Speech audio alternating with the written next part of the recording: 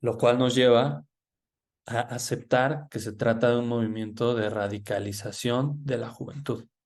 O sea, es de jóvenes, de donde vienen las primeras respuestas contraculturales, y son los jóvenes los que se acaban alistando, ¿no? Vamos a ver que se va a ir acelerando el ritmo de todas estas juventudes en generar los cambios, en involucrarse desde distintos frentes, las juventudes afroamericanas, hasta alcanzar a las juventudes educadas, pues norteamericanas blancas, ¿no? Los más privilegiados. Y esto es un fenómeno digno de estudio. Sé que se nos acaba el tiempo. eh, sí, ya estamos. Creo que empezamos un poquitín tarde. Entonces yo creo que todavía tenemos unos 15 minutitos por ahí. Excelente. Entonces continuamos. Eh, Vamos a ver movimientos de radicalización donde ya no solamente se trata de acción política, ya se trata de acción física, donde se arman juventudes como los Black Panthers, donde se defienden de esa violencia con más violencia, donde está el movimiento Hippie de Abby Hoffman, ¿no? Donde va una crítica total hacia el Estado, hacia la forma de ver y guiar a todas las masas, a la antiguerra, una respuesta antiguerra de Vietnam, donde dicen, ¿por qué me mandan a morir por un país que no le importa ni un carajo? Soy afroamericano, ¿por qué iría a pelear una lucha por un país que me discrimina? ¿No? Es en ese sentido que vamos a ver cómo se vuelve un caldo de cultivo y al parecer surge desde varios frentes, como lo he mencionado, una serie de movimientos que empiezan a tejer un tejido que tiene alcance en esta juventud. Es un nuevo tejido social donde dicen, aquí sí nos importamos y preocupamos todos, aquí no me importa tu color de piel, aquí no me importa tu religión, aquí tenemos opciones, aquí y empiezan de esta manera hasta que da en llamarse contracultura. Y vamos a ver lo mitificado y estigmatizado digamos, irreal del estereotipo del hippie. El hippie es por excelencia la figura contracultural. Es la que más van a identificar de todo este periodo y movimiento. Y pareciera que solo son rebeldes, flojos, que dicen, no quiero trabajar, paz y amor, vivamos lejos de todo esto y no proponen nada. Pero vamos a ver cómo esto fue una configuración que el mismo establishment o el mismo sistema hegemónico capitalista moldea, le da una forma, una imagen, una característica y la masifica y la usa contra el verdadero espíritu de la contracultura que se vio y vivió aquí.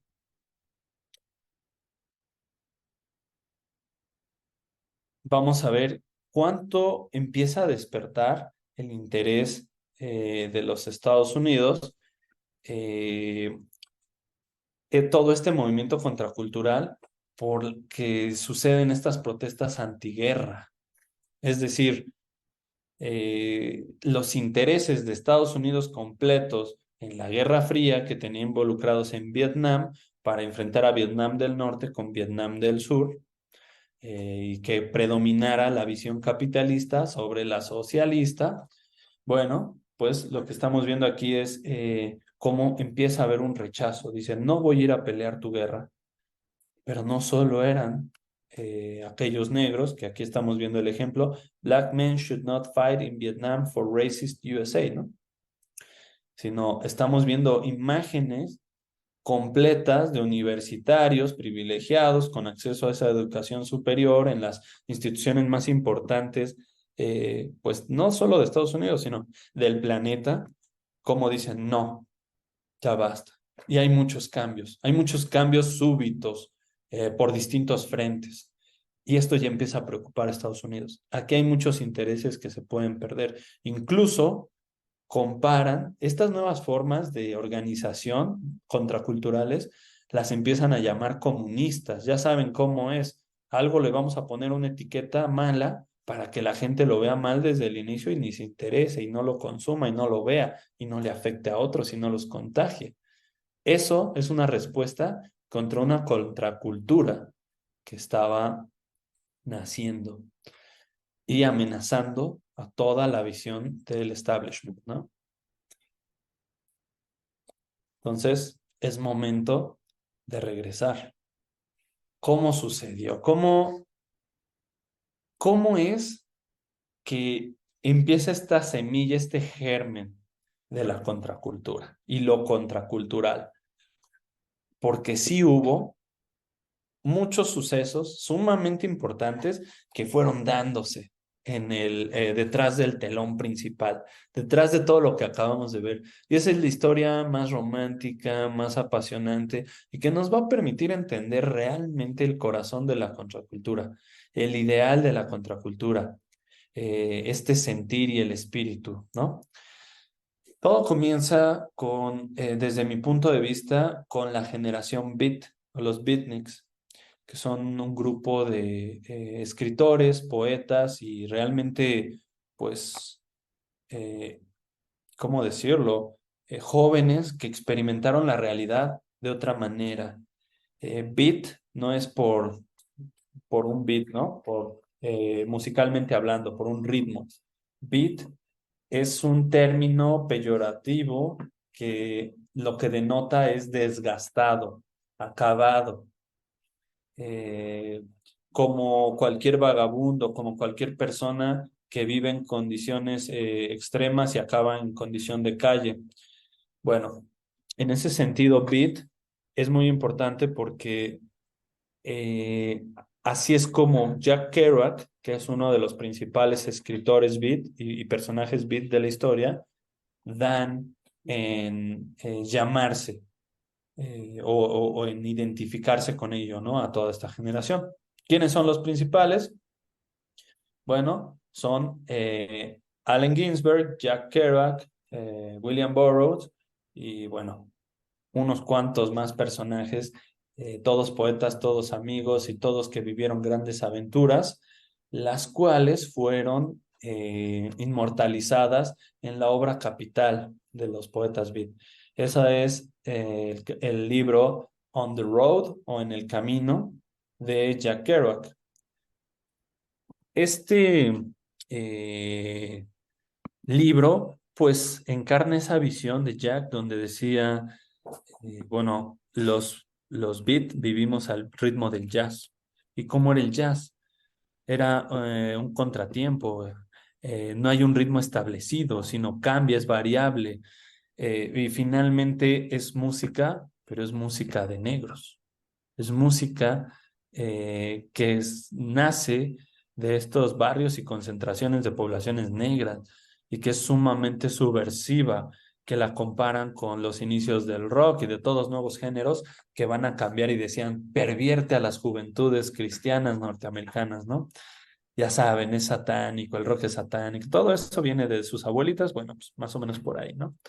Entonces, On the Road es un libro testamento de aquellas aventuras iniciales de Jack Kerouac, eh, Allen Ginsberg, William Burroughs y hasta Neil Cassidy, que es el Dionisio americano, le llaman, por su eterna energía, etcétera, donde hablan cómo viven fuera del molde, fuera de lo esperado para ellos, fuera de la idea de ten un buen trabajo, consigue una bonita casa, que entonces sí alcanzaba para comprarse cada quien su casa, eh, ten un buen auto en el que vayas a tu trabajo, consigue una esposa digna, cristiana, ten hijos hermosos y prepáralos y que repitan, y que repitan, y que repitan. Y si hay guerra, responde ante la guerra por tu país, tus valores, tu religión, ¿no? Somos Estados Unidos, el pueblo de Dios, en God we trust, ¿no? Todos esos valores, bueno, pues viene Jack Kerouac a escribir una historia en donde recorren Norteamérica de lado a lado, e incluso llegan hasta México, se viven al ritmo del jazz, no tienen trabajos establecidos, incluso si es necesario roban, eh, viven una sexualidad abierta, relaciones homosexuales, comparten a la misma chica, novia de uno de ellos, bueno, en algunas narraciones de ahí, eh, y no tienen un móvil específico o un interés por vivir la vida estándar que les habían preparado sus padres o la sociedad. Y ese testamento tiene un fragmento muy interesante que es este que vemos aquí, que dice, la única gente que me interesa es la que está loca, la gente que está loca por vivir, loca por hablar, loca por salvarse, con ganas de todo al mismo tiempo, la gente que nunca bosteza ni habla de lugares comunes, sino que arde, arde como fabulosos cohetes amarillos explotando, igual que arañas entre las estrellas, y entonces todos dicen, ah, ¿no? Es como una invitación al desastre. Sin embargo, fue un gran éxito y todos los 50 eh, lo leen. Toda la población joven de los 50 lo leen. Lo consideran una obra que cambia en cierto sentido las corrientes norteamericanas de escritura que se vivían hasta el momento, en los años 40, finales de los 40, y ya para los 50, pues es una obra que todos tienen o mitificada, o no, esta no la leas, no está prohibida para ti, en sus hogares, ¿no? Los padres, o bueno, de ese nivel era. Eh, y bueno, eso dio en un impacto súper fuerte para toda una generación, una invitación a vivir a ese ritmo del jazz, fuera del molde, explorar, súbete a un auto, vive en Norteamérica salvaje, ve a México, enrólate con prostitutas, no pasa nada, es tu vida, tú decides sobre ella. Pero esa invitación todavía tuvo un impacto más fuerte con otro suceso. Aquí estamos hablando de un suceso químico. Eh, Esto ocurre en 1938 a través de Albert Hoffman, que lo vemos ahí sosteniendo una molécula. Él estaba experimentando con la ergotamina, que viene del cornezuelo de centeno, una, eh, un hongo parasitario, Claviceps purpurea, crecen como en forma de cuerno, ¿no? Entonces tiene un contexto, pues, místico, se utilizaba, se dicen, los misterios eleusinos en la antigua Grecia, en el mundo antiguo, iban de todo el mundo para vivir esos misterios eleusinos y bebían una bebida llamada Kikeon, eh, que era donde se tomaba en ese contexto secreto y nadie sabe qué pasaba. Y si lo revelaban, había una pena de muerte. A esos misterios fueron Platón, fueron pues todos los grandes del mundo antiguo, Aristóteles, Sócrates, todos, Pericles, todos. Bueno, muy importante. Esa misma planta que se cree constituía parte esencial de esa bebida, se empieza a analizar por Albert Hoffman. Quería hacer en un momento un medicamento antimigraña. Esto es en laboratorio Sandoz, en Suiza, y en Hannover. Eh, entonces empieza él a investigar. También quería hacer un medicamento para partos, para acelerar el parto, ¿no? Ayudar al trabajo de parto. Bueno, pues da con la molécula del LSD, dietilamida de ácido lisérgico, y la guarda en su cajón. Tiene 25 variantes o más, pero cerca de 1943 siente el impulso y dice, creo que necesito echarle otro vistazo a esta molécula, como que algo hay ahí que necesita de nuevo revisarse, ¿no? Entonces la saca y se dice que la ingiere. También está la versión de que accidentalmente la deja caer en su mano y solo se le absorbe por la piel, porque pues, es así. Es un compuesto incoloro, inoloro, insaboro. Entonces, eh, y es sumamente diluido. Un litro son 5 millones de dosis de las sustancias más potentes del planeta. Y bueno, empieza a experimentar en ese momento un episodio psicodélico. su conciencia se eleva a no sé dónde, empieza a ver, a sentir sudoración, un poco de desestabilidad visual, empieza a tener una sensación de ansiedad en el pecho, describe. Entonces se sube a su bici y se va a su casa de regreso. Y lo que sucede es que en el camino a casa tiene el primer viaje de LSD o de ácido lisérgico en la historia, un viaje psicodélico sumamente fuerte y potente y en su bici, ¿no?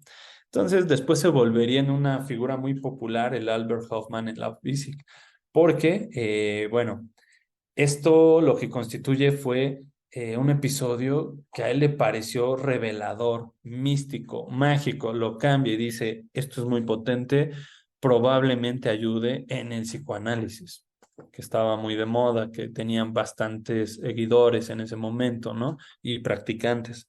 Entonces, dice, esto va a ayudar a acelerar los procesos de psicoterapias, de regresar de 10 sesiones a una, ¿no? De lo que se avanzaba en 100 en una sola. Te libera el subconsciente, te muestra todas estas figuras del pensamiento y el subconsciente y te va a ayudar. Y entonces, ¿qué hace? Manda una muestra a los principales psiquiatras, psicólogos y algunos otros médicos desde Sandoz y les dice, tienes que probar esto, amigo, está muy bueno. Entonces, se empieza a esparcir por todo el mundo educado, civilizado y farmacéutico, ¿va? Entonces, es muy interesante porque después de ese momento, esta molécula va a estar muy presente en la contracultura y va a cambiar al mundo, pero muy fuertemente. Esto está ocurriendo a la vez que Kerouac empieza a tener sus viajes y empieza a escribir eh, on the road, ¿no? Y que también experimenta con alcohol, con marihuana, experimenta con peyote, por ejemplo, ¿no? Aquí, entonces, ahí está todo el espíritu contracultural sembrándose, gestándose. Y no sé cómo andemos de tiempo, Master. Yo por mí me sigo. Pues yo creo que ahora sí, igual vamos cerrando, Master, y yo creo que hacemos una segunda parte. Excelente. Muy bien. Bueno, pues como vimos, la segunda parte pues va a ser mucho más descubrir esas raíces, ya no el aspecto social, que es lo primero que analizamos en cuanto a eh, macro factores que influyeron en una visión que constriñe el percibir y el sentir de los jóvenes, ¿no? El que dicen la cultura dominante no es suficiente, no me alcanza, me pone muchos, o sea, la opción que me presenta no se me antoja vivirla, no quiero ir por ahí y veo sus contradicciones. Eso fue el componente social mayor, macro componente, las guerras, la descomposición social y solo fantasías y ficciones como una fachada de algo que puedes llegar a tener. Pero por otro lado, esta segunda parte estamos ya viendo la, esos eventos fortuitos o digamos, del azar y del destino que poco a poco fueron acercando a ese gran cambio contracultural, como pequeñas semillitas, sucesos aislados que nadie podía prever, como en un efecto mariposa iban a cambiar el mundo en como lo conocemos. Hasta el día de hoy, ¿eh? No se queda en lo hippie y bueno, eso es algo que vamos a entender muy bien en en la siguiente sesión. Buenísimo. Pues muchísimas gracias. La verdad es que ya muchos comentarios, muchas dudas, pero pues no quise interrumpir. Creo que la siguiente nos los aventamos, ¿no? Muy bien. Pero sí, un tema muy profundo que te pone a pensar mucho y bueno, pues lo seguiremos analizando en nuestro próximo episodio. Pues te agradezco mucho, estimado Reinhardt, como siempre, tu participación y bueno, pues nos vemos la próxima semana, ¿no? Aquí en tu casa. Muchas gracias, Master. Gracias a todos en Paradojas Reconciliadas. Espero que hayan disfrutado el inicio de esta episodio de Contracultura, Despierta el Sueño Americano, y pues los espero ver también en la próxima emisión porque se va a poner mejor. Muchas gracias, Master Gabriel. Gracias. Bueno, ahorita son buenas noches a todos. Nos vemos la próxima semana. Hasta luego.